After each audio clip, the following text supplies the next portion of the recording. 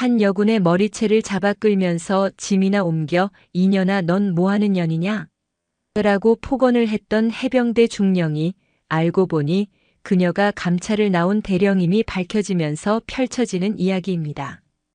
구독과 좋아요를 해주시면 더 좋은 사연으로 보답하겠습니다. 악, 악, 악. 포항 앞바다의 차가운 파도가 고무보트 IBS를 집어삼킬 듯이 덮쳐왔다. 소금물에 젖은 전투복은 강철처럼 무거웠고 살을 애는 바닷바람은 병사들의 뺨을 사정없이 후려쳤다. 해병대 제1사단 예하 귀신 잡는 73대대의 상륙기습 훈련은 실전 그 자체였다. 목표 해안에 상륙하여 가상의 적 지휘소를 초토화시키는 마지막 단계. 칠흑 같은 어둠과 성난 파도를 뚫고 온 병사들의 체력은 이미 한계에 다다랐지만 그들의 눈에는 포기라는 단어 따윈 존재하지 않았다. 그것이 바로 대대장 황철규 중령이 지난 2년간 그들에게 주입한 해병대 정신이었다. 전원 위치 확보. 목표까지 500m. 돌격 앞으로. 중대장의 외침과 함께 병사들은 젖은 모래사장을 박차고 미친 듯이 내달렸다. 그들의 등 뒤에서 장렬하는 조명탄이 마치 전쟁 영화의 한 장면처럼 해안을 대낮같이 밝혔다. 잠시 후 목표 지점에 설치된 붉은 깃발이 뽑히고 승리의 함성이 포항의 밤하늘을 갈랐다. 훈련이 종료되고 해안 고지 위 지휘 벙커에서 쌍안경으로 모든 상황을 지켜보던 황철규 중령이 모습을 드러냈다.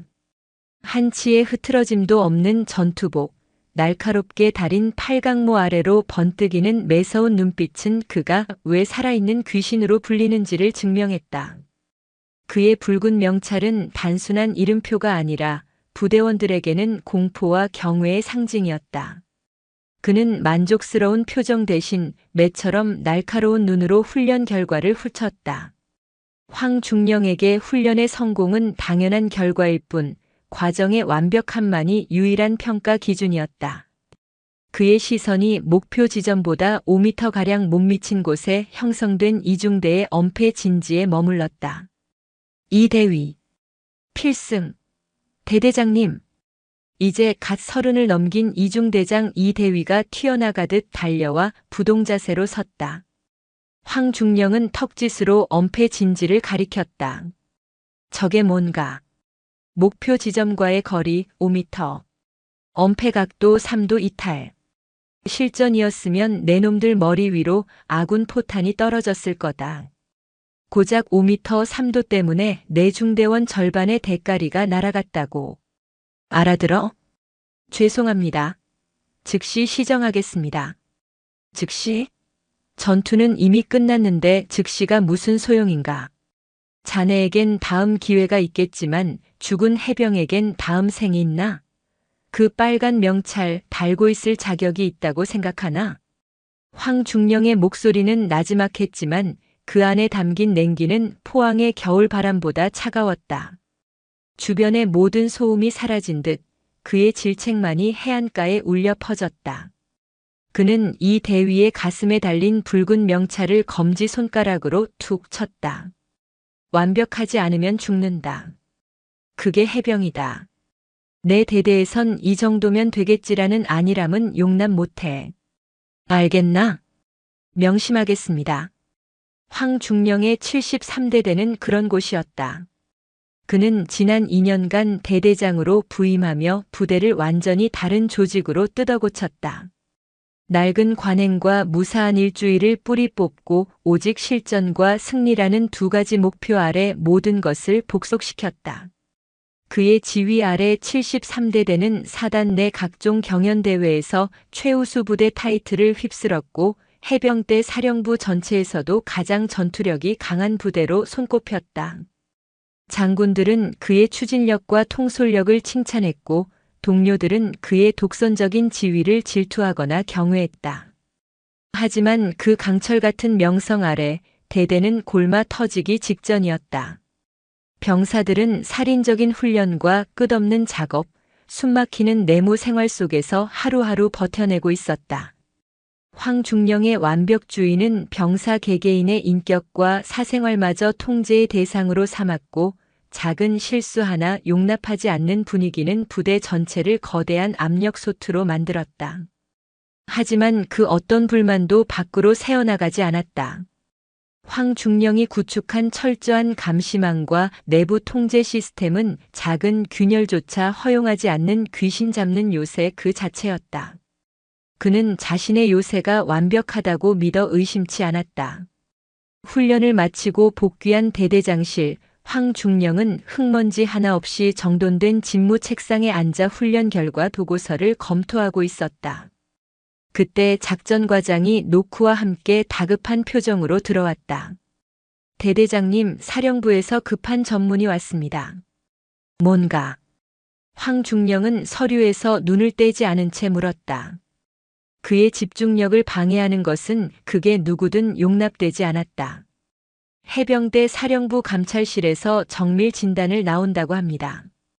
바로 내일입니다. 그제야 황중령은 고개를 들었다. 그의 미간에 희미한 주름이 잡혔다. 연례적인 감찰이 아니었다. 특정 부대를 지목해서 나오는 정밀 진단은 보통 심각한 제보나 문제가 발생했을 때 이루어지는 기습적인 조치였다. 감찰실장까지 직접 온다고 합니다. 서지수 대령이라고. 작전과장의 목소리가 기어들어갔다. 서지수라는 이름이 가진 무게 때문이었다. 해병대 여군 장교라는 불리함을 뚫고 오직 실력 하나만으로 대령까지 오른 입지전적인 인물. 그녀가 지나간 자리에는 피바람이 분다고 해서 얼음 여왕이라는 별명이 붙었을 정도였다. 하지만 황중령의 얼굴에는 당혹감 대신 차가운 오만함이 서렸다. 얼음 여왕? 재밌군. 이 귀신 잡는 73대대에 감찰할 게 뭐가 있다고 책상 물림이 친히 행차하시는 건가? 그는 자리에서 일어나 창밖을 내다봤다. 연병장에서는 병사들이 방금 끝난 훈련의 장비들을 정비하고 있었다. 한치의 오차도 없이 움직이는 그들의 모습은 마치 잘 짜인 기계의 부품 같았다. 그가 2년간 피와 땀으로 빚어낸 완벽한 작품이었다. 걱정할 것 없다. 먼지 하나 없는 집에 도둑이 들 수는 없는 법이지. 오히려 잘 됐어. 사령부에 우리 73대대의 위용을 직접 보여줄 기회 아닌가. 그는 자신만만하게 웃었다. 전 대대 간부와 해병들에게 전파해. 내일 우리 부대의 역사에 길이 남을 완벽한 하루를 만들어 보일 거라고. 감찰이 아니라 우리를 위한 열병식이 될 거다. 그의 명령은 즉각 대대 전체에 퍼져나갔다. 그날 밤 73대대의 모든 막사와 사무실의 불은 새벽이 깊어지도록 꺼지지 않았다. 해병들은 고된 훈련의 피로도 잊은 채 막사를 쓸고 닦았고 행정병들은 밤을 새워 서류를 정리했다. 모든 것은 완벽해야 했다. 황중령의 귀신 잡는 요새에 흠집을 낼 수 있는 아주 작은 티끌조차 남겨서는 안 되었다. 그 누구도 알지 못했다. 그들이 필사적으로 감추고 만들어낸 완벽함의 성벽 아래 20년이라는 긴 세월 동안 잠들어 있던 거대한 균열이 조용히 입을 벌리고 있다는 사실을, 그리고 그 균열을 찾아온 얼음 여왕의 발소리가 바로 성문 앞까지 다가왔다는 것을. 새벽 동이 트는 포항의 바다 위로 귀신 잡는 요새는 가장 화려하지만 가장 위태로운 모습으로 아침을 맞이하고 있었다. 다음 날 아침 73대대는 그야말로 완벽 그 자체였다. 위병소 근무병의 필승. 그 경례 소리는 쇠소리처럼 날카로웠고 연병장을 가로지르는 병사들의 전투와 발소리는 마치 하나의 심장 소리처럼 울렸다. 황철규 중령은 갓 다림질한 근무복을 입고 대대 본부 건물 앞에 섰다. 그의 뒤로는 대대의 모든 참모들이 긴장된 표정으로 도열해 있었다. 어젯밤 그는 직접 순찰을 돌며 침상 밑의 먼지까지 확인했다. 그의 요새에는 티끌 하나 없었다. 예정된 시간이 되자 위병소로부터 감찰팀의 차량이 부대로 들어오고 있다는 보고가 들어왔다. 곧이어 검은색 세단 한 대와 군용 지프가 본부 앞에 멈춰 섰다. 먼저 지프에서 내린 것은 감찰실 소속의 소령과 대위들이었다. 그들은 내리자마자 황중령에게 다가와 거수 경례를 붙였다. 필승, 해병대 사령부 감찰실 소령 김진우입니다. 감찰실장님을 모시고 부대 정밀 진단차 방문했습니다. 수고 많다. 황중령은 짧게 답하며 검은색 세단의 뒷문을 주시했다. 곧이어 문이 열리고 모두의 시선이 그곳으로 향했다. 그런데 차에서 내린 사람은 전투복을 입은 장교가 아니었다.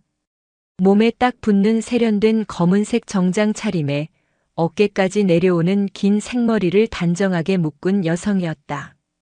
화장기 없는 얼굴이었지만 지적이고 차가운 인상이 돋보였다. 황중령의 미간이 순간적으로 찌푸려졌다. 그는 여성이 군인이라는 생각을 전혀 하지 못했다.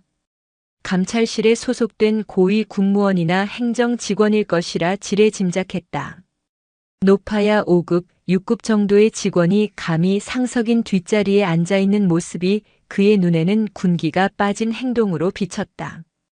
더군다나 그녀는 차에서 내린 후 주변을 둘러볼 뿐 자신에게 다가와 예를 갖출 생각조차 하지 않았다. 황중령의 심기 속에서 오만함이 고개를 들었다. 자신의 완벽한 성역에 감히 무례한 침입자가 발을 들인 것만 같았다. 그는 성큼성큼 여성에게로 걸어갔다. 주변 참모들이 그의 돌발 행동에 당황했지만 누구도 감히 그를 막지 못했다. 어이! 그가 여성을 불렀다. 그녀는 천천히 고개를 돌려 그를 바라보았다.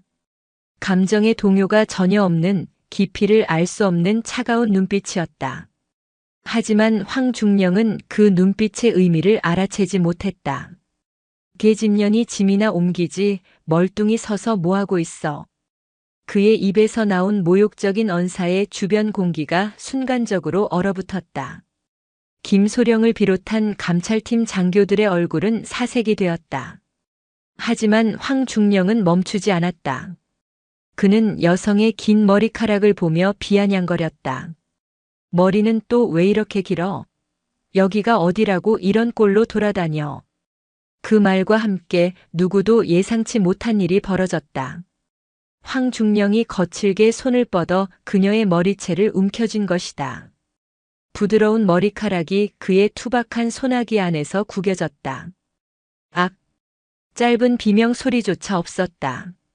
그녀는 그저 순간적으로 눈을 감았다 떴을 뿐 고통이나 굴욕감을 드러내지 않았다. 하지만 그 순간 김소령이 거의 비명을 지르듯 외쳤다. 대대장님, 지금 무슨 짓입니까? 그분은 김소령의 외침이 채 끝나기도 전에 황중령의 손목을 누군가 강하게 붙잡았다. 세단 운전석에서 내린 건장한 체구의 상사였다. 그는 경호원처럼 한치의 망설임도 없이 황중령의 팔을 비틀어 떼어냈다. 손 놓으십시오. 그리고 김소령이 절규하듯 말을 이었다. 이분은 해병대 사령부 감찰실장 서지수 대령님이십니다. 서지수 대령. 그 이름이 마치 K-59 자주포 포탄처럼 황중령의 뇌리를 강타했다. 그의 눈이 믿을 수 없다는 듯 크게 뜨였다. 얼음 여왕 서지수. 자신이 그토록 경계하고 대비했던 감찰의 수장이 바로 눈앞에 이 여성이었다니. 자신이 방금 무슨 짓을 했는지 깨닫는 데에는 그리 오랜 시간이 걸리지 않았다. 피가 싸늘하게 식는 느낌과 함께 그의 얼굴에서 오만함과 권위가 순식간에 증발해버렸다. 손은 여전히 허공에서 갈 곳을 잃은 채 굳어 있었다. 주변의 모든 소리가 멀어지고 오직 세차게 뛰는 자신의 심장 소리만이 들리는 듯 했다. 서지수 대령은 아무 일도 없었다는 듯 흐트러진 머리카락을 손으로 가볍게 쓸어 넘겼다. 그리고는 자신을 붙잡았던 상사에게 눈짓으로 물러나라는 신호를 보냈다. 그녀의 시선이 다시 한번 넋이 나간 황중령에게 향했다. 그녀의 입가에 열다 못해 거의 보이지 않는 미소가 스쳐 지나갔다. 그것은 비웃음도 분노도 아니었다. 사냥감을 함정으로 완벽하게 몰아넣은 사냥꾼의 차가운 만족감에 가까웠다. 황철규 중령. 그녀의 목소리는 얼음 조각처럼 맑고 날카롭게 황중령의 고막을 파고들었다. 귀신 잡는 73대대 명성대로 아주 인상적이군. 대대장의 환대가 이토록 뜨거울 줄은 미처 몰랐다. 그녀는 더 이상 아무 말도 하지 않고 굳어버린 황중령의 옆을 스쳐 지나갔다. 그녀가 지나가는 길에 도열해 있던 참모들은 저도 모르게 허리를 굽혔다. 그녀는 대대 본부 건물 입구에 멈춰 서서 뒤를 돌아보며 말했다. 감찰 시작하지. 대대장실로 안내해 주겠나, 황중령? 그녀의 목소리는 지극히 사무적이었지만 그 안에는 승자의 여유와 함께 날카로운 칼날이 숨겨져 있었다.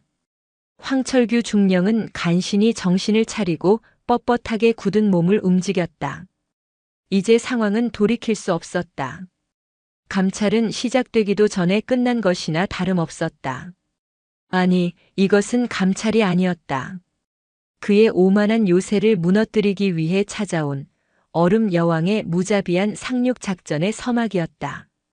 대대장실의 공기는 무겁게 가라앉아 있었다. 방금 전에 소동이 거짓말이었던 것처럼 서지수 대령은 황철규 중령의 집무 책상 맞은편 소파에 조용히 앉아 있었다. 그녀의 차가운 시선은 방 안의 모든 것을 꿰뚫어 보는 듯 했다. 완벽하게 정리된 서류철, 먼지 한 톨 없는 집기, 벽에 걸린 수많은 표창장까지. 그러나 그녀는 그 어떤 것에도 관심을 보이지 않았다. 황중령은 간신히 평정심을 되찾으려 애쓰며 감찰 브리핑 자료를 내밀었다. 대대의 현황과 훈련 성과 병력 관리 상태 등이 일목요연하게 정리된 그가 자신하는 완벽한 보고서였다. 대대 현황 보고입니다. 서 대령은 자료를 건네받았지만 펼쳐보지도 않고 옆 테이블에 내려놓았다. 대신 그녀는 예상치 못한 질문을 던졌다. 중령. 이 부대에서 가장 중요한 것이 무엇이라고 생각하나? 예. 강한 훈련? 완벽한 서류? 아니면 사단장의 신임? 허를 찔린 질문에 황중령은 순간적으로 할 말을 잃었다. 그는 원론적인 답변을 내놓았다. 모든 것이 중요합니다만 가장 중요한 것은 싸워 이길 수 있는 해병대 정신과 전투력이라고 생각합니다. 그렇군. 서 대령은 짧게 답하고는 자리에서 일어났다. 그럼 그 정신과 전투력의 가장 기본이 되는 것부터 확인해 보지. 따라오도록. 그녀가 향한 곳은 최신식 무기가 즐비한 무기고도 완벽한 작전 계획이 준비된 지휘 통제실도 아니었다.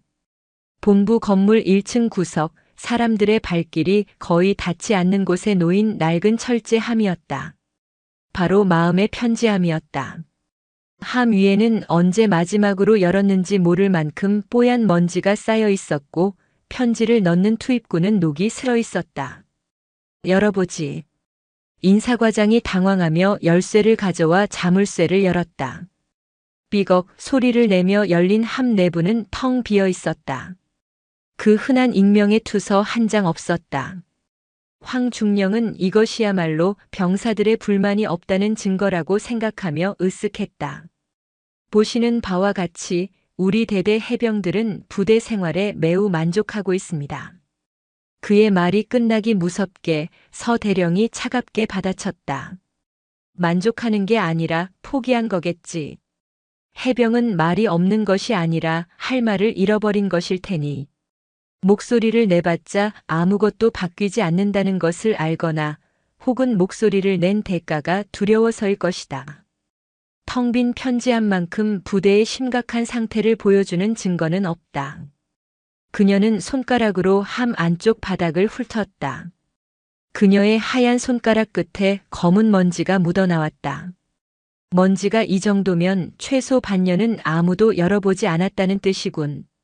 서류상으로는 매주 개봉한다고 되어 있던데.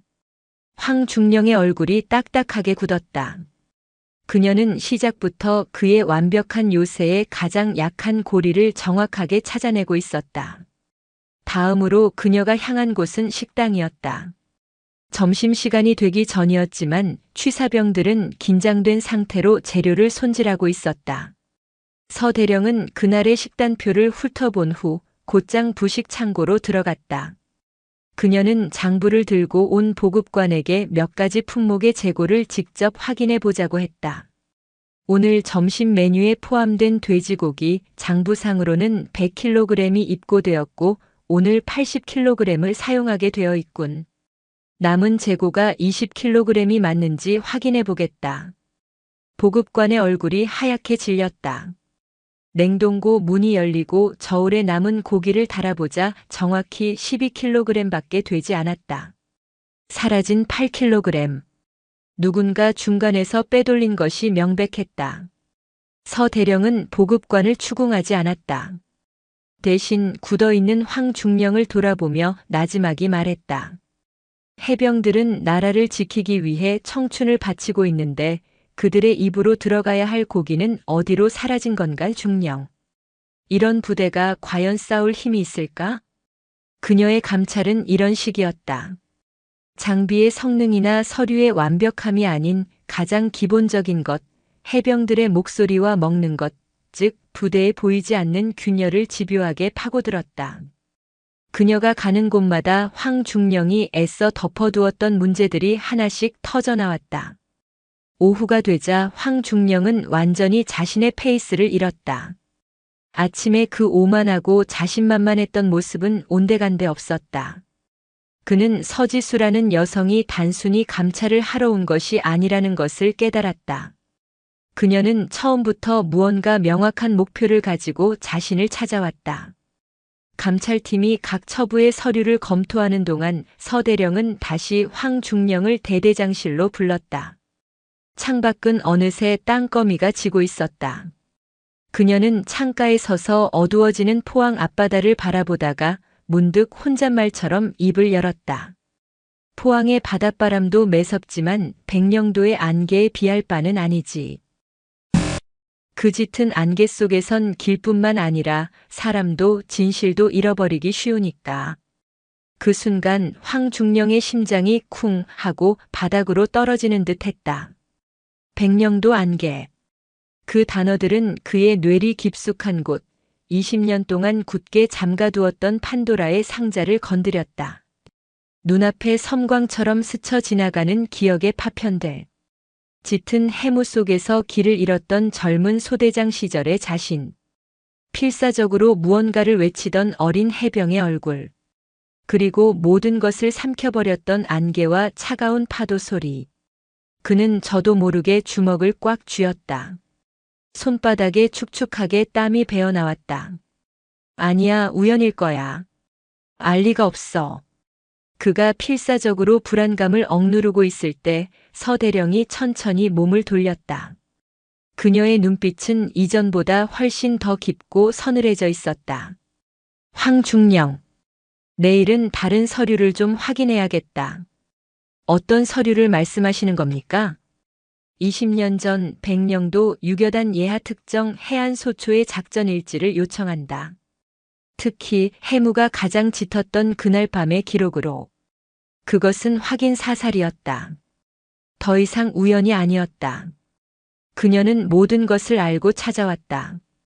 20년 전 그의 붉은 명찰 위에 새겨졌으나 애써 외면해왔던 진홍빛 흉터가 얼음 여왕의 차가운 손길 아래 서서히 그 모습을 드러내고 있었다. 귀신 잡는 요새에 마침내 선명한 균열이 생기기 시작했다. 황철규 중령의 집무실. 그의 공간, 그의 요새였던 이곳은 이제 숨막히는 신문실로 변해 있었다. 서지수 대령은 그의 책상 맞은편에 앉아 마치 오래된 유물을 다루듯 낡고 누렇게 변색된 서류철을 넘기고 있었다. 20년 전 백령도 유교단 예하 해안소초의 작전일지 원본이었다. 바스락거리는 종이 넘어가는 소리만이 방 안의 유일한 소음이었다. 그 소리는 마치 황중령의 심장을 갉아먹는 소리처럼 들렸다.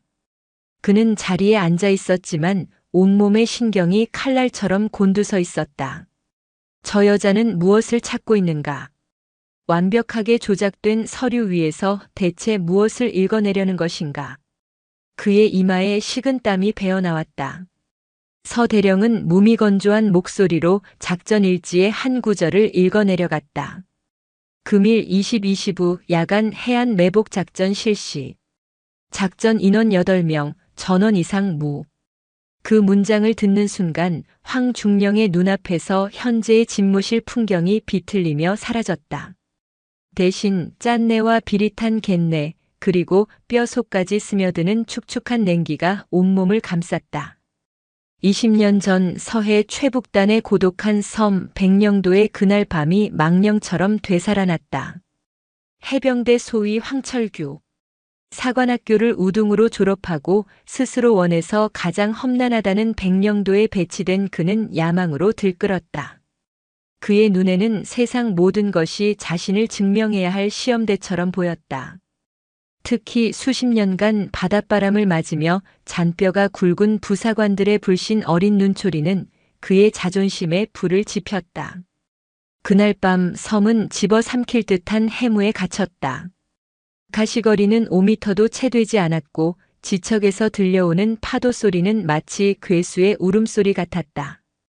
연대 본부에서는 기상이 나아질 때까지 모든 작전을 중지하라는 예비 지시가 내려온 상태였다. 소대장님, 이런 날 바다에 나가는 건 귀신한테 제사 지내러 가는 깁니다. 정하실 거면 날 밟고 하입시다. 산전수전 다 겪은 고참인 김중사가 그의 앞을 막아섰다. 하지만 젊은 황철규의 귀에는 그 말이 자신의 결단력을 의심하는 패배주의자의 변명으로 들렸다. 마침 며칠 뒤에는 여단장의 부대 순시가 예정되어 있었다. 이 악조건 속에서 작전을 성공시킨다면 자신의 능력을 단번에 각인시킬 수 있을 터였다. 해병이 날씨 탓하나. 김중사, 자네까지 왜 그런 나약한 소리를 하나. 그는 김중사의 만류를 묵살하고 작전 강행을 명령했다. 소대원들의 얼굴에 불안감이 스쳐 지나갔다. 그 중에는 이제 갓 일병 계급장을 단 박선우도 있었다. 어촌마을 출신으로 누구보다 바다의 무서움을 잘 알았지만 그는 묵묵히 무거운 통신장비를 짊어졌다. 그의 전투복 주머니에는 며칠 전 도착한 소꿉친구 서지수의 편지가 고이 접혀 있었다. 바다는 예쁘지만 항상 무서운 얼굴도 하고 있으니 부디 조심해라는 문구가 적힌 편지였다. 결국 황철규의 아집은 8명의 해병을 짙은 안개 속으로 밀어넣었다. 평소에는 눈 감고도 다닐 수 있던 해안 절벽의 좁은 통로가 안개와 파도 소리 속에서는 마치 저승으로 가는 길처럼 느껴졌다. 그는 초조했다. 어떻게든 성과를 내야 한다는 생각에 자꾸만 대원들을 다그치며 속도를 높였다. 꾸물거리지 마. 여기가 동네 뒷산인 줄 아나. 바로 그때였다. 이끼 낀 갯바위를 지나던 순간 대열 후미에서 억 하는 짧은 비명과 함께 풍덩 하는 끔찍한 물소리가 들렸다. 모두가 심장이 멎는 듯한 표정으로 뒤를 돌아봤다. 박선우 일병이 있어야 할 자리가 텅 비어 있었다. 선우. 누군가 절규하듯 외쳤다. 황철규는 새하얗게 질린 얼굴로 절벽 아래를 내려다봤다. 하지만 짙은 안개와 검은 파도는 아무것도 보여주지 않았다. 그의 해병대 장교로서의 인생, 아니, 그의 모든 것이 그 검은 바닷속으로 함께 추락하는 순간이었다. 패닉에 빠진 그는 정신 나간 사람처럼 소리쳤다. 찾아. 당장 찾아. 하지만 성난 파도는 어린 해병을 순식간에 집어삼킨 후였다. 절망적인 수색이 계속되던 중 그는 문득 공포에 사로잡혔다. 이 사건이 알려지면 자신의 인생은 끝장이었다. 불명의 저녁, 군 교도소 살인자라는 낙인. 그는 이 모든 것을 감당할 수 없었다. 그는 떨고 있는 의무병 최민석의 어깨를 붙잡았다. 최민석은 박선우와 동기였다. 공포와 슬픔으로 거의 정신을 놓은 상태였다. 정신 차려, 최민석. 잘 들어. 박선우는 야간에 소변을 보러 혼자 대여를 이탈했다가 발을 헛디딘 거다. 개인 부주의로 인한 실족사야. 알았나? 이건 명령이다. 모두에게 그렇게 전해. 그는 자신의 미래를 위해 한 병사의 죽음 위에 거짓이라는 거대한 성을 쌓아 올리기 시작했다. 그리고 그날 밤 그는 작전 일지에 이상 무라는 세 글자를 아무렇지 않게 적어 넣었다. 중령. 서지수의 목소리가 그를 20년 전 백령도의 악몽에서 현실로 끌어냈다. 황철규는 식은땀으로 근무복이 축축하게 젖어 있는 것을 깨달았다. 그는 숨을 헐떡이며 눈앞의 여자를 바라봤다. 서지수는 작전 일지를 덮고 있었다. 그녀는 자리에서 일어나 창가에 서서 포항 앞바다를 바라보았다. 참 이상하군. 그녀의 목소리가 유리처럼 차갑게 울렸다.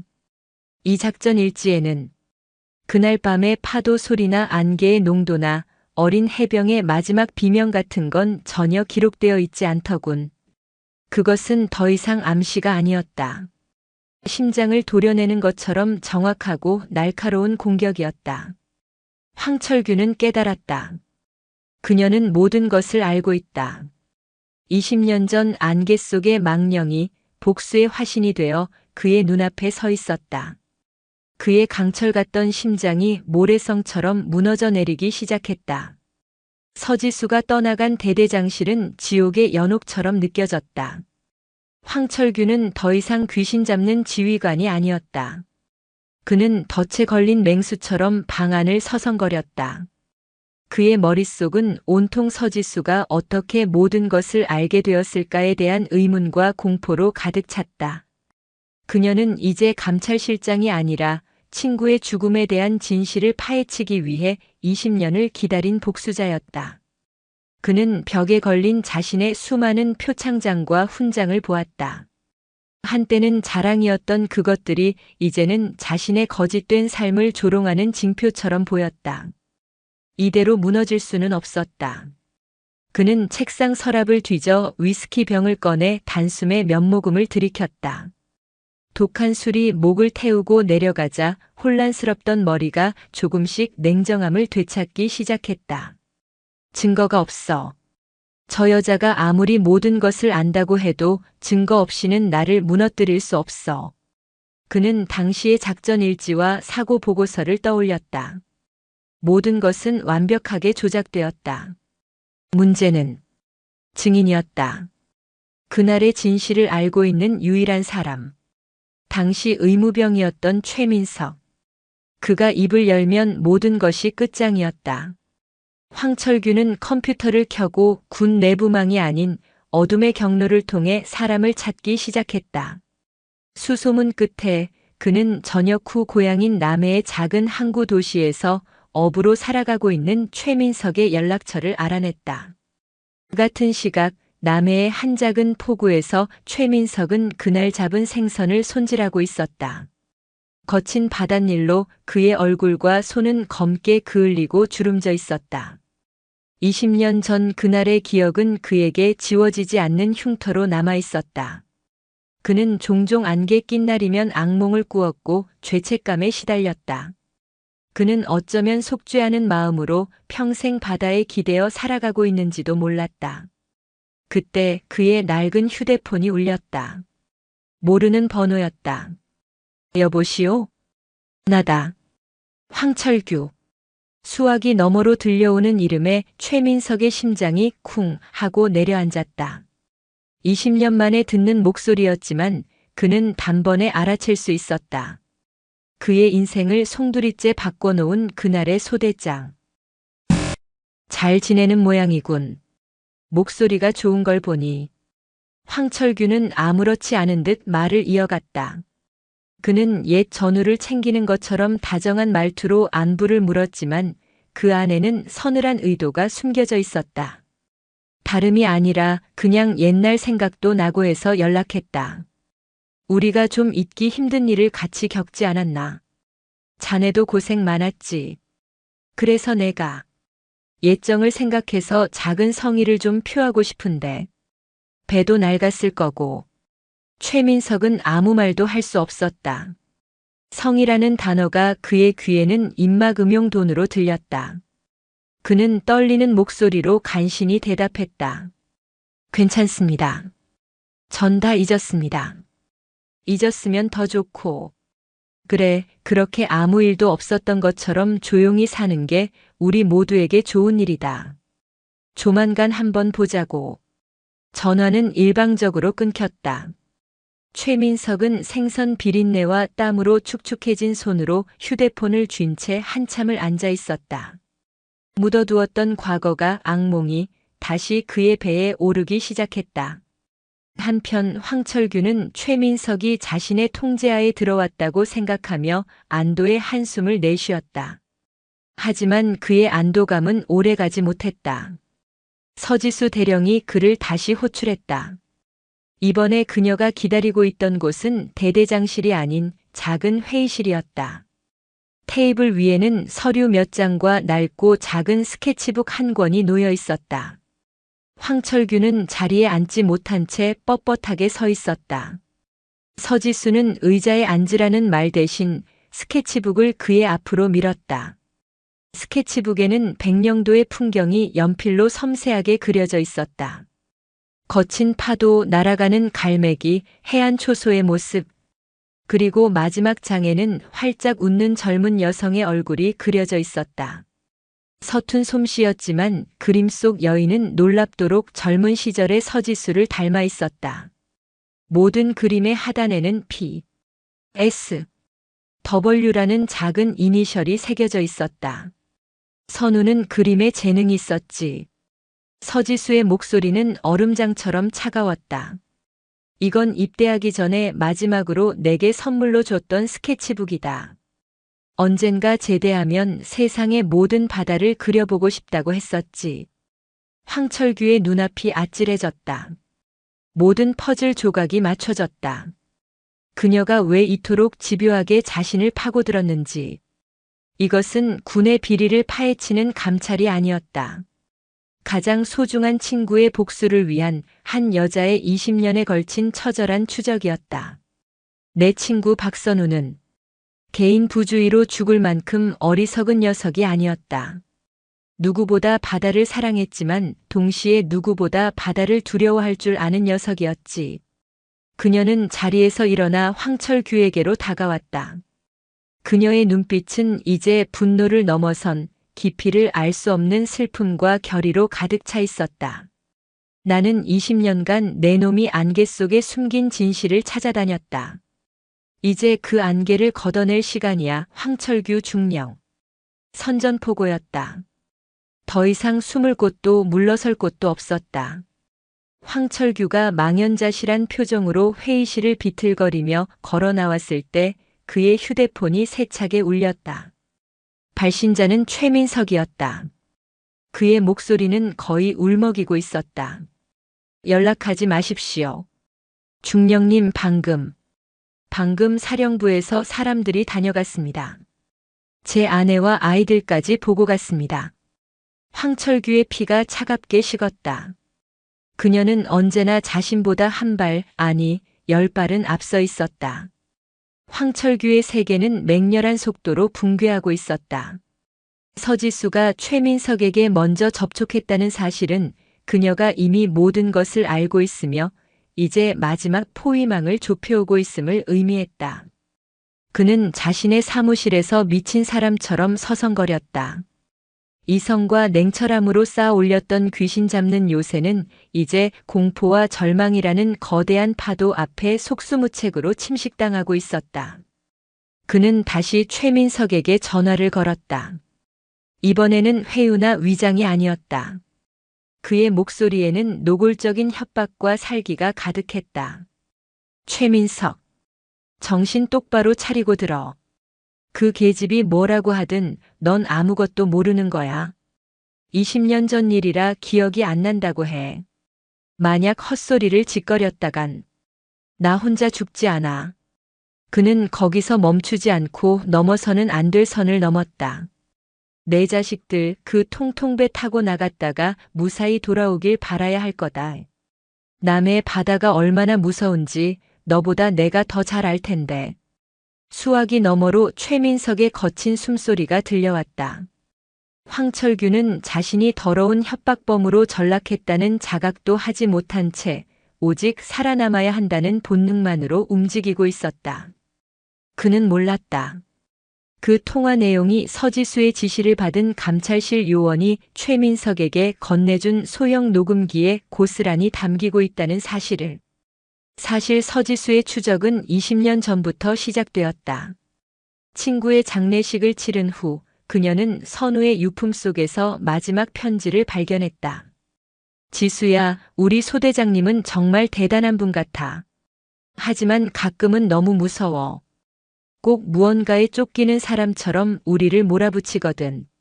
내일은 안개가 심해서 작전이 취소될 것 같아 다행이야. 그 편지는 그녀의 마음에 작은 의심의 씨앗을 심었다. 그녀는 해병대에 남아 진실을 밝히기로 맹세했다. 악착같이 실력을 길렀고 정보와 감찰 분야에서 누구도 따라올 수 없는 전문가가 되었다. 조용히 그리고 철저하게 증거를 모으고 관련자들의 행적을 추적하며 칼을 갈아왔다. 황철규가 귀신 잡는 73대대의 대대장이 되어 자신의 영향력 아래 들어왔을 때 그녀는 마침내 20년을 기다린 사냥을 시작한 것이었다. 최민석을 찾아간 건 역시 그녀의 계획의 일부였다. 그녀의 요원들은 최민석을 협박하거나 압박하지 않았다. 대신 그에게 선우의 스케치북을 보여주며 조용히 말했다. 선택은 당신의 몫입니다. 20년간 당신을 짓눌러온 죄책감의 무게를 덜어낼 것인지 아니면 평생 협박범의 그늘 아래서 불안에 떨며 살 것인지. 그리고 그들은 최민석과 그의 가족을 보호해 줄 것을 약속했다. 대대 안의 분위기도 최악으로 치닫고 있었다. 살아있는 귀신 황철규의 위상은 땅에 떨어졌다. 그는 부대 지휘는커녕 자신의 안위조차 돌보지 못하는 불안한 모습을 보였다. 사소한 일에 신경질적으로 반응했고 그의 눈은 항상 핏발이 서 있었다. 해병들은 수군거렸다. 저 무너지지 않을 것 같던 요새가 얼음 여왕의 상륙 이후 불과 며칠 만에 폐허처럼 변해가는 모습을 목격하며 공포와 호기심을 동시에 느꼈다. 마침내 길었던 감찰의 마지막 날이 밝았다. 서지수는 대대의 주요 간부들을 모두 대회의실로 소집했다. 최종 감찰 결과 브리핑을 위해서였다. 황철규는 초췌한 얼굴로 상석에 앉았다. 그는 마지막 희망을 붙들고 있었다. 최민석이 끝내 입을 열지 않는다면, 결정적인 증거가 없다면 자신은 그저 지휘 책임을 물어 징계를 받는 선에서 끝날 수도 있을 거라고. 서지수는 스크린에 PPT를 띄우고 지난 며칠간의 감찰 결과를 무덤덤하게 발표했다. 식자재 비리, 형식적인 병력 관리, 각종 규정 위반 등. 황철규의 심장이 조여들었지만 아직 20년 전 사건에 대한 이야기는 나오지 않았다. 그는 마른 침을 삼켰다. 이상으로 73대대에 대한 정밀 진단 결과를 마치겠다. 관련자들에 대한 징계는 해병대 사령부의 규정에 따라. 브리핑이 이대로 끝나는 듯 했다. 황중령의 얼굴에 아주 희미한 안도의 빛이 스쳐 지나갔다. 바로 그 순간 서지수가 발표를 멈추고 회의실 안의 모든 사람들을 천천히 둘러보았다. 아, 마지막 안건이 하나 남았군. 그녀는 의미심장한 미소를 지으며 무선 마이크의 버튼을 눌렀다. 그리고 회의실의 대형 스피커를 통해 지직거리는 잡음과 함께 낯익은 목소리가 울려 퍼졌다. 최민석, 정신 똑바로 차리고 들어. 내 자식들 그 통통배 타고 나갔다가 무사히 돌아오길 바라야 할 거다. 황철규 자신의 목소리였다. 회의실 안의 모든 장교들이 경악하며 그를 쳐다봤다. 그의 얼굴은 백지장처럼 하얗게 질렸다. 그것이 끝이 아니었다. 회의실 뒷문이 열리고 해병대 군사경찰 2명에게 이끌려 한 민간인 남성이 안으로 들어왔다. 창백하고 겁에 질린 얼굴, 하지만 무언가 큰 결심을 한 듯 입술을 굳게 다문 남자. 바로 최민석이었다. 서지수는 황철규를 똑바로 응시했다. 그녀의 눈빛은 승자의 그것이었다. 20년 전 백령도 안개 속에서 사라진 한 해병의 마지막 목소리를 증인에게 직접 들어보도록 하지. 사방이 막혔다. 더 이상 도망칠 곳은 없었다. 20년 동안 그를 옥죄어왔던 거짓의 포위망이 마침내 그의 목을 완전히 감아 조이는 순간이었다. 회의실의 공기는 유리처럼 얼어붙었다. 100명이 넘는 해병대 장교들이 모인 공간은 그 어떤 소리도 허락하지 않는 진공 상태가 된 듯했다. 스피커를 통해 울려 퍼진 황철규 자신의 추악한 목소리와 회의실 문 앞에 유령처럼 서 있는 최민석의 모습. 이 두 가지 현실이 그의 뇌를 마비시켰다. 그는 마치 거대한 망치로 뒤통수를 맞은 듯한 충격에 휩싸여 그 자리에 못 박힌 채 움직일 수 없었다. 모두 들었을 것이다. 서지수 대령의 목소리가 얼어붙은 침묵을 깨고 회의실 전체에 울려 퍼졌다. 그녀는 최민석에게 다가가 그의 어깨에 손을 얹고는 다시 한번 황철규를 향해 시선을 고정했다. 여기 있는 최민석 씨는 20년 전 백령도에서 순직한 박선우 해병과 마지막까지 함께 있었던 당시 의무병이다. 그리고 황철규 중령의 협박에 못 이겨 20년간 진실을 가슴에 묻고 살아야 했던 또 다른 피해자이기도 하다. 그녀는 최민석에게 고개를 끄덕였다. 최민석은 수십 개의 붉은 명찰과 빛나는 계급장이 자신을 향해 있는 것을 보고 겁에 질린 듯 입술을 파르르 떨었다. 하지만 서지수의 단단한 눈빛과 마주치자 그는 이내 결심한 듯 마른 침을 삼키고 마이크 앞에 섰다. 저는 20년 전 당시 소대장이었던 황철규 소위님과 함께 야간 매복 작전에 나갔습니다. 그의 목소리는 작고 거칠었지만 마이크를 통해 증폭된 그의 말 한마디 한마디는 회의실 안의 모든 이들의 귀에 대모처럼 박혔다. 그날은 해무가 너무 짙어 한치 앞도 보이지 않았습니다. 김 중사님과 분대장들이 모두 작전 연기를 건의했지만 황소위님은 무시했습니다. 어떻게든 성과를 내야 한다며 저희를 다그쳤습니다. 그러다 이끼 낀 갯바위에서 박선우 해병이 발을 헛디뎌 바다로 추락했습니다. 그건 사고가 아니었습니다. 명백한 지휘관의 판단 착오와 무리한 작전 강행이 부른 인재였습니다. 최민석의 목소리에 점점 울음이 섞이기 시작했다. 20년간 억눌러왔던 죄책감과 공포가 터져나오는 듯했다. 제가 바다로 뛰어들었지만 파도가 너무 거세서 선우를 찾을 수 없었습니다. 그때 황소희님이 제게 다가와 말했습니다. 박선우는 개인 부주의로 인한 실족사라고. 그렇게 보고하지 않으면 우리 모두 끝장이라고, 이건 명령이라고 했습니다. 저는 그때 너무 어리고 너무 무서웠습니다. 그래서 거짓말을 했습니다. 차가운 바닷속으로 사라진 친구를 외면하고 살인과 다름없는 거짓에 동참했습니다. 정말 죄송합니다. 필승. 결국 최민석은 해병대식 경례를 붙이며 바닥에 주저앉아 오열했다. 그의 절규는 20년 묵은 진실의 무게만큼이나 무겁고 처절했다. 회의실은 충격과 경악으로 술렁이기 시작했다. 그들이 살아있는 귀신이라 부르며 경외했던 대대장의 실체가 한 해병의 목숨을 자신의 출세를 위한 제물로 삼고 20년간 그 사실을 은폐해 온 비겁한 살인자나 다름없다는 사실에 모두가 할 말을 잃었다. 바로 그때였다. 모든 것을 포기한 듯 고개를 숙이고 있던 황철규가 갑자기 고개를 쳐들었다. 그의 눈은 광기로 번들거리고 있었다. 거짓말. 전부 거짓말이야. 그는 자리에서 벌떡 일어나 최민석을 향해 손가락질하며 외쳤다. 저놈은 배신자다. 저 여자가 서지수 저 계집이 자신의 사적인 복수를 위해 비겁한 배신자를 끌어들여 지금 쇼를 벌이고 있는 거라고. 이건 음해야. 나 황철규와 우리 귀신 잡는 해병의 명예를 무너뜨리기 위한 간악한 음모란 말이다. 그것은 강철의 마지막 발악이었다. 무너지기 직전에 자존심이 만들어낸 처절하고 추악한 몸부림이었다. 그는 이성을 잃고 서지수에게 달려들 기세로 테이블을 짚고 일어섰다.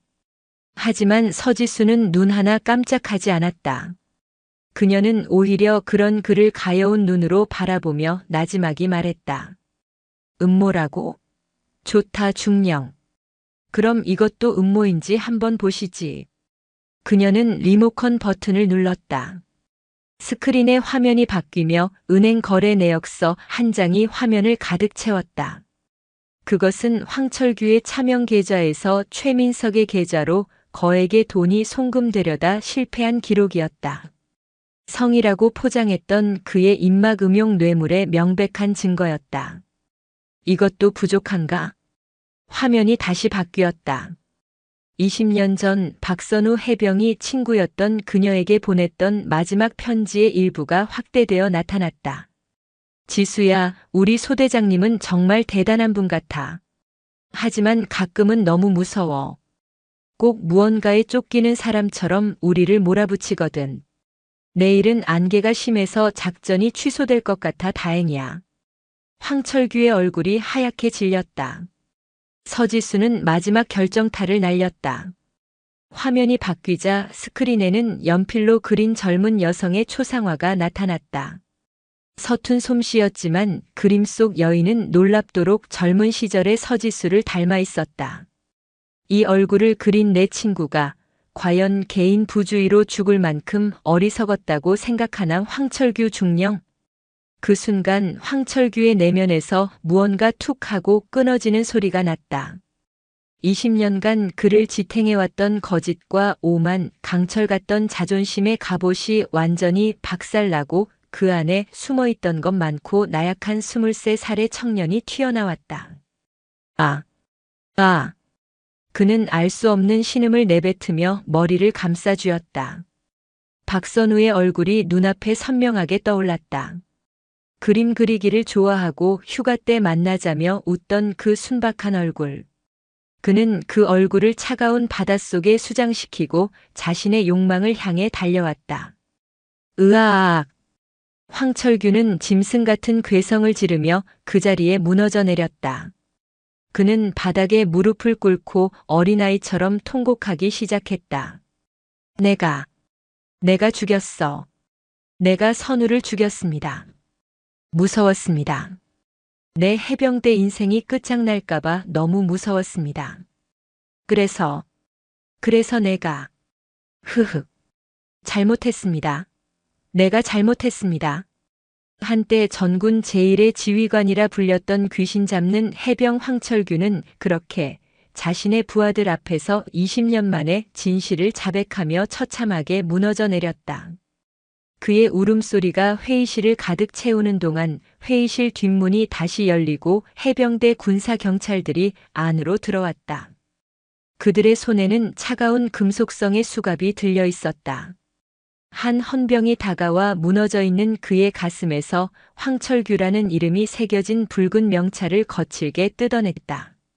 그의 모든 것이었던 진홍빛 자부심이 그렇게 바닥으로 내동댕이 쳐졌다. 황철규는 모든 것을 잃었다. 계급, 명예, 부하들의 존경, 그리고 스스로를 지탱해왔던 거짓된 자존심까지.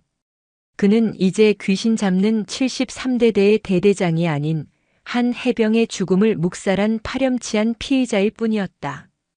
대대장실에서 연행되어 군사경찰본부의 차가운 조사실로 옮겨지는 동안 그는 단 한마디도 하지 않았다. 창밖으로 스쳐 지나가는 포항의 푸른 바다가 아득하게만 느껴졌다. 조사실은 아무런 장식도 없는 흰 벽과 책상, 의자 2개가 전부인 공간이었다. 그가 앉아있던 화려한 대대장실과는 극과 극이었다. 모든 것을 내려놓자 이상하게도 마음 한구석이 고요해졌다. 20년간 자신을 짓눌러왔던 거대한 비밀의 무게에서 벗어난 해방감과 동시에 모든 것을 잃었다는 절망감이 기묘하게 뒤섞여 있었다. 그는 모든 혐의를 순순히 인정했다. 업무상 과실치사, 증거인멸, 직권남용, 증인 협박. 변호사는 어떻게든 형량을 줄여보려 했지만 그는 고개를 저었다. 제가 지은 죄에 합당한 벌을 받겠습니다. 그의 담담한 태도에 오히려 조사관들이 당황할 정도였다. 군사재판은 신속하게 진행되었다. 그의 자백과 명백한 증거들 앞에 다른 판결이 나올 여지는 없었다. 최종 선고를 며칠 앞둔 어느 날 그는 변호사를 통해 마지막 부탁을 했다. 수감되기 전 단 한 번만 박선우 해병의 어머니를 만나게 해달라는 것이었다. 그것은 법적인 절차가 아닌 한 인간으로서 해야만 하는 최소한의 도리였다. 며칠 후 그는 헌병 2명에게 이끌려 남해의 작은 어촌 마을 허름한 집 앞에 섰다. 20년이라는 세월이 켜켜이 쌓인 낡은 집이었다. 문을 두드리자 허리가 굽고 머리가 희끗희끗한 노모가 조심스럽게 문을 열었다. 그녀는 황철규를 보고도 누구인지 알아보지 못하고 그저 경계하는 눈으로 그와 헌병들을 번갈아 쳐다볼 뿐이었다. 누구신가 했더니 황철규는 차마 입이 떨어지지 않았다. 그는 아무 말 없이 노모의 발치에 쿵소리가 나도록 무릎을 꿇었다. 갑작스러운 행동에 놀란 노모가 뒷걸음질 쳤다. 제가 황철규입니다. 그는 고개를 들지 못한 채 마룻바닥에 이마를 박고 흐느꼈다. 제가 선우를 죽인 놈입니다. 어머님, 황철규라는 이름. 노모는 그 이름을 잊은 적이 없었다. 아들의 유품 속 편지에 수없이 등장했던 아들이 존경에 마지 않았던 소대장의 이름. 그리고 아들의 사고 보고서에 지휘관으로 서명했던 이름. 그녀의 몸이 가늘게 떨리기 시작했다. 아들의 죽음 이후 시간이 멈춰버린 그녀의 세상이 다시금 격렬하게 요동쳤다. 당신이 내 아들 편지에 나오던 그 무섭고 멋지다던 소대장님이구만. 죄송합니다, 어머님. 황철규는 죄송하다는 말 외에는 아무 말도 할 수 없었다. 그는 20년 전 그날의 진실을 자신의 어리석은 오만과 비겁한 거짓말을 모두 털어놓았다. 노모는 아무 말 없이 그의 고백을 듣고 있었다. 그녀의 마른 얼굴 위로 눈물이 쉴 새 없이 흘러내렸다. 아들의 죽음에 대한 의문을 평생 가슴에 묻고 살아야 했던 기나긴 세월, 그 한과 서름이 눈물과 함께 터져나왔다. 왜 이제야 왔소? 노모는 원망 섞인 목소리로 물었다. 내 아들이 왜 죽어야 했는지, 그 차가운 바다에서 왜 혼자 눈을 감아야 했는지. 나는 지난 20년간 매일 밤 저 바다에 물었소. 내 새끼가 뭘 그리 잘못했다고. 선우는 아무 잘못 없습니다. 모두 제 욕심과 두려움 때문이었습니다. 제가 선우를 죽인 겁니다. 어머님, 저를 평생 원망하고 저주하십시오. 돌을 던지셔도, 제 얼굴에 침을 뱉으셔도 달게 받겠습니다. 황철규는 이마가 깨져 피가 흐르는 것도 모른 채 계속해서 머리를 조아렸다. 그때 노모가 떨리는 손을 뻗어 그의 어깨를 붙잡았다. 그리고는 그를 일으켜 세웠다. 일어나시오. 그녀는 눈물 젖은 얼굴로 방 안을 가리켰다. 방 한쪽 벽에는 해병대 전투복을 입고 늠름하게 웃고 있는 박선우 해병의 빛바랜 사진이 놓여 있었다. 우리 선우. 마지막 편지에도 당신 얘기를 썼더랬소. 자기 소대장님은 세상에서 가장 멋진 해병이라고. 나중에 휴가 나오면 꼭 같이 찾아뵙고 싶다고. 그 말을 듣는 순간 황철규는 심장이 갈기갈기 찢어지는 듯한 고통을 느꼈다. 자신을 믿고 따랐던 한 순수한 청년의 영혼을 자신이 어떻게 짓밟았는지 다시 한번 깨달았다. 나는 이제 다 늙어서 당신을 원망할 힘도 없어. 다만 당신이 남은 평생 내 아들 이름 석자를 가슴에 묻고 매 순간 저 파도 소리를 들으며 속죄하는 마음으로 살아가 주시오. 그게 내가 당신에게 내리는 벌이요. 그것은 용서가 아니었다. 용서보다 더 무거운 평생의 짐이었다. 황철규는 그 자리에 주저앉아 목 놓아 울었다. 그것은 자신의 죄에 대한 통곡이자 감히 받을 자격 없는 벌에 대한 수용, 그리고 먼저 떠나간 부하에 대한 뒤늦은 참회의 눈물이었다. 그는 헌병들에게 이끌려 그 집을 나섰다. 20년의 멍에를 짊어진 발걸음이었지만 이상하게도 처음 이곳을 찾을 때보다 무겁지 않았다. 그는 이제 자신의 죄를 정면으로 마주하고 남은 생을 온전히 속죄에 바칠 준비가 되었다. 진정한 심판은 법정의 판결이 아닌 한 어머니의 입을 통해 이미 내려진 것이었다. 군사법정의 최종 선고 공판. 황철규는 담담한 표정으로 피고인석에 섰다. 재판장이 내리는 판결을 그는 단어 하나하나 가슴에 새기듯 들었다. 징역 7년 불명예 전역, 그리고 모든 훈장과 서운의 박탈. 한때는 하늘을 찌를 듯 했던 그의 명예는 그렇게 한 줌의 먼지가 되어 사라졌다. 그는 항소하지 않았다. 그것은 그가 짊어져야 할 당연한 몫이었다.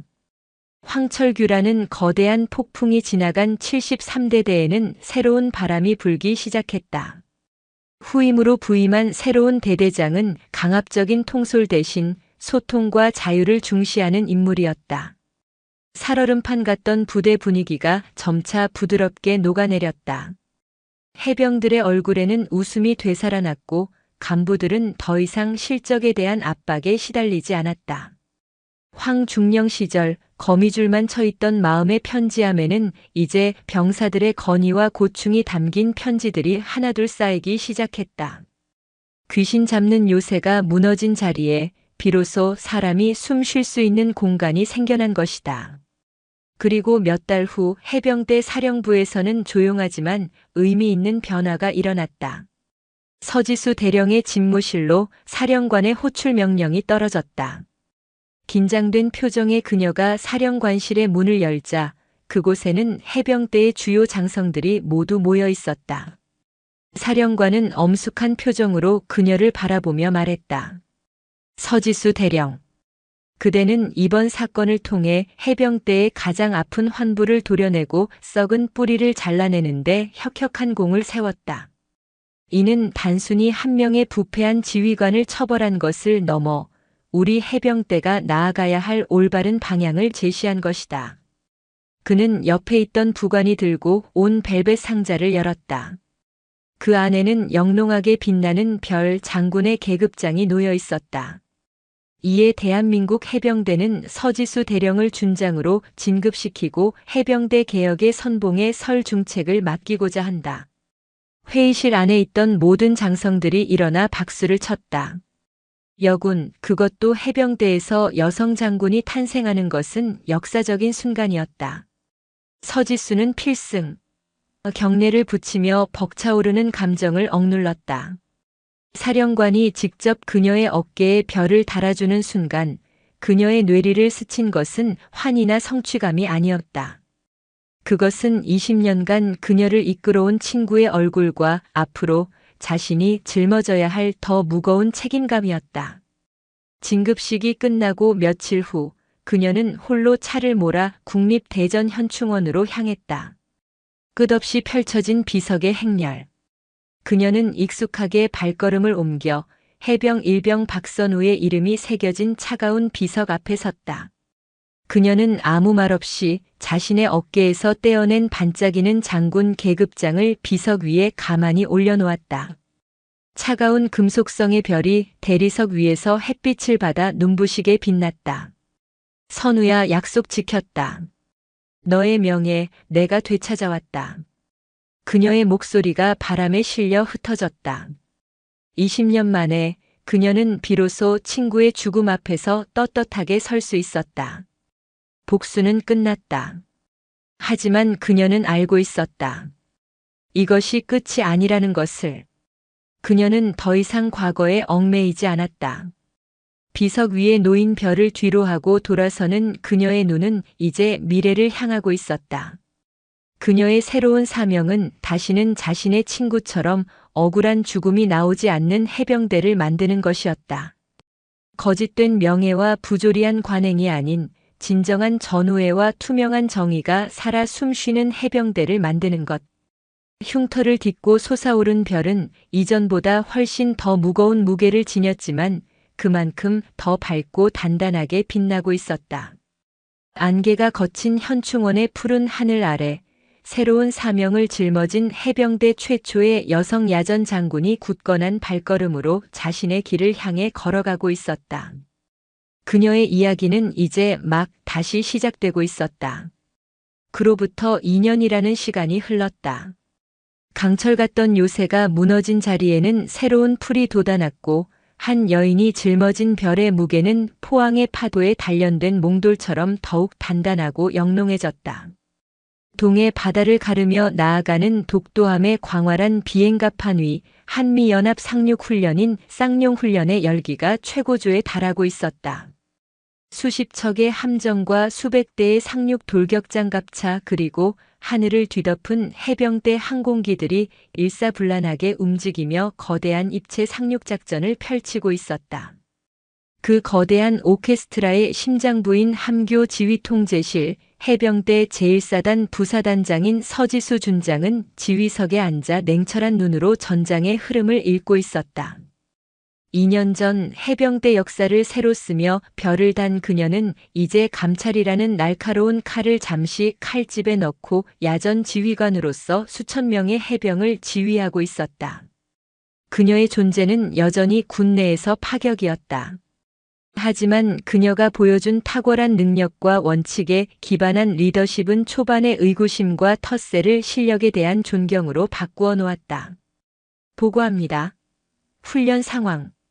해안두보 확보를 위해 선봉에 섰던 청룡 수색 중대가 적의 기습적인 포격에 노출, 퇴로가 차단된 채 고립되었습니다. 통신망 또한 교란되고 있습니다. 작전 참모의 다급한 보고에 지휘통 제소의 공기가 순식간에 날카로워졌다. 시뮬레이션 상의 상황이었지만 실제 전장과 다름없는 긴박감이 흘렀다. 젊고 혈기왕성한 작전 장교가 즉각적인 대응책을 내놓았다. 즉시 코브라 공격 헬기를 투입하여 적 화기를 제압하고 후속 부대를 정면으로 투입해 고립된 중대를 구출해야 합니다. 해병답게 정면으로 돌파해야 합니다. 해병답게. 그 말은 교범에 입각한 최선의 방안처럼 들렸다. 하지만 서지수는 고개를 저었다. 그녀의 시선은 단순히 지도 위의 아군과 적군 부호가 아닌 고립된 지역의 지형과 밀려오는 파도의 높이 그리고 해당 부대원들의 피로도 수치까지 꿰뚫어보고 있었다. 아니, 그것은 아군의 추가적인 희생을 담보로 하는 가장 쉬운 방법일 뿐이다. 그녀의 단호한 말에 모두의 시선이 집중되었다. 해병 정신은 무모함이 아니다. 어떤 상황에서도 포기하지 않고 기어이 살아서 전우의 곁으로 돌아오는 것이다. 그것이 진짜 해병 정신이다. 그녀의 말은 2년 전 자신의 출세를 위해 한 해병의 목숨을 안개 속에 묻어버렸던 한 남자를 향한 일침과도 같았다. 그녀는 낡은 작전 지도를 펼쳤다. 수색 중대는 해병대 최정예 요원들이다. 무리하게 구출을 시도하기보다 그들의 능력을 믿고 시간을 벌어준다. 현재 위치에서 최대한 은엄폐하여 방어 거점을 구축하고 응급처치에 집중하라고 지시해. 그 사이 우리는 연막탄을 투사하여 적의 관측을 차단하고 상륙 주정을 우회시켜 측면으로 접근, 부상자부터 구출한다. 단 한 명도 잃지 않고 모두를 데리고 돌아온다. 이것이 이번 작전의 목표다. 그녀의 결정은 화려하거나 영웅적이지 않았다. 하지만 가장 안전하고 가장 확실하며 무엇보다 부하들의 생명을 최우선으로 여기는 지휘관의 철학이 담겨 있었다. 그녀의 지휘 아래 훈련은 성공적으로 마무리되었다. 고립되었던 수색 중대는 단 한 명의 가상 피해자도 없이 무사히 복귀했다. 훈련이 끝난 후 미 해병대 원정군 사령관은 그녀에게 다가와 악수를 청하며 말했다. 당신 같은 지휘관과 함께라면 어떤 지옥에서도 승리할 수 있을 것 같소, 장군. 그날 밤늦게 모든 상황이 종료되고 텅 빈 지휘통제소에 홀로 남은 그녀는 밀려오는 피로감에 잠시 눈을 감았다. 그때 부관이 다가와 우편물을 내밀었다. 공식 보고서들 사이에 낯선 주소가 적힌 편지 한 통이 섞여 있었다. 발신지는 국군교도소였다. 황철규, 그에게서 온 편지였다. 한순간의 망설임이 스쳐 지나갔다. 2년간 애써 잊고 지냈던 이름이었다. 그녀는 편지를 뜯을까 잠시 고민하다가 이내 담담한 표정으로 봉투를 열었다. 편지지의 첫머리에는 서지수 장군님께라는 예전의 오만함은 찾아볼 수 없는 단정한 글씨가 적혀 있었다. 장군님께 이 편지가 무사히 전달될지 모르겠습니다. 지난 2년간 이곳에서의 삶은 많은 것을 생각하게 했습니다. 매일 아침 눈을 뜨면 제가 저지른 죄의 무게를 느끼며 하루를 시작합니다. 이곳의 고된 노역이나 부자유스러움은 제가 지은 죄에 비하면 아무것도 아니라는 것을 매일 깨닫고 있습니다. 선우 어머님께서는 제게 아들의 목까지 짊어지고 가라고 하셨습니다. 처음에는 그 뜻을 몰랐습니다. 하지만 저는 이곳 작업장에서 나무로 작은 배를 깎으며 또 교도소 도서관에서 시집을 읽으며 아주 조금이나마 선우가 사랑했던 것들을 따라 해보고 있습니다. 그 아이가 꾸었을 꿈, 그 아이가 느꼈을 바다의 아름다움을 아주 희미하게나마 그려보려 애쓰고 있습니다. 그것이 얼마나 어리석고 교만한 행동인지 알면서도 그렇게라도 하지 않으면 숨을 쉴 수가 없습니다. 장군님, 저는 장군님을 원망하지 않습니다. 오히려 이제는 감사한 마음마저 듭니다. 만약 그때 장군님께서 저를 멈추지 않으셨다면 저는 여전히 귀신 잡는 해병이라는 허울 좋은 갑옷 속에 갇힌 채 더 많은 것을 망가뜨리고 더 큰 죄를 지었을지도 모릅니다. 장군님께서는 제 군 경력을 끝내셨지만 동시에 제가 귀신이 되는 것을 막아주셨습니다. 부디 선우가 이제는 짙은 안개가 아닌 아름다운 노을이 지는 바다를 보며 편히 쉬기를 기도하겠습니다. 안녕히 계십시오. 죄인 황철규 올림. 편지를 다 읽은 서지수는 말없이 창밖을 바라봤다. 편지 속에는 더 이상 그녀가 알던 살아있는 귀신은 없었다. 자신의 죄를 정면으로 마주하고 고통 속에서나마 인간성을 회복하려 애쓰는 한 남자가 있을 뿐이었다. 그녀는 조용히 편지를 접어 서랍 깊숙한 곳에 넣었다. 며칠 후 그녀는 문득 최민석의 안부가 궁금해졌다. 그녀는 그에게 직접 연락하는 대신 증인 보호 프로그램을 통해 그의 근황을 확인했다. 보고서에 따르면 최민석은 여전히 남해에서 어부로 살아가고 있었다. 얼마 전에는 거친 풍랑 속에서 조난된 다른 어선을 구해내 용감한 어업인상을 받기도 했다. 보고서에 첨부된 지역 신문 기사 사진 속에서 그는 아들과 함께 그물을 손질하며 환하게 웃고 있었다. 20년간 그를 짓눌렀던 어두운 파도는 진실을 말할 용기를 낸 그 순간 비로소 잔잔해진 듯 보였다. 귀신 잡는 73대대 역시 변화를 맞이했다. 서지수가 가끔 받아보는 부대 현황 보고서에 따르면 대대의 훈련 성적은 황철규 시절의 완벽함에는 미치지 못했다. 하지만 간부들의 재복무율과 해병들의 복무 만족도는 전군 최고 수준을 기록했다. 부대를 소개하는 보고서의 마지막 문장이 그녀의 눈길을 사로잡았다. 우리는 공포로 움직이는 기계를 만드는 것이 아니라 서로를 믿고 함께 생활하는 진정한 해병 가족을 양성하고 있습니다. 모든 것이 제자리를 찾아가고 있었다.